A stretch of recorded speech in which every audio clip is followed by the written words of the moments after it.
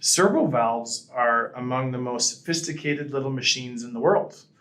And those 100 moving parts need to be working perfectly at all times. In fact, the sophistication is so high on these components that you cannot even mix and match parts from one valve to the other. The components for valve A will only ever work in valve A.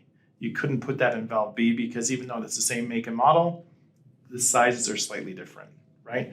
So the tolerances on this are incredible. Now, when you look at a $6,000 to $8,000 machine, it's supposed to last 7 years. You start looking at the reliability factor of that little machine and the trouble-free operating window, which is a buzzword I love, but this is from Moog.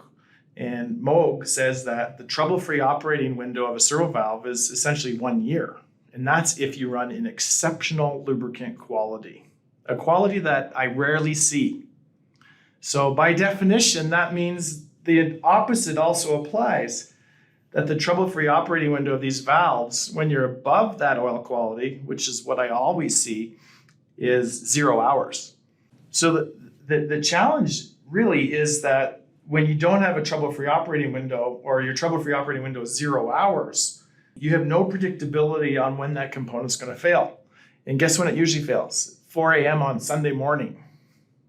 Because we get those calls. And it's like, that's really unfortunate for you.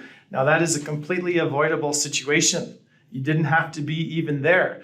But honestly, what's happening right now is the trouble-free operating window is being wasted in its entirety because people aren't maintaining their lubricants at industry standard specification. So there's a real mismatch there. These valves should last years and years and years. There's no reason to be changing them prematurely. We've worked with customers where they change them every month, right? And you go 8 valves times $8,000, $64,000 times 12.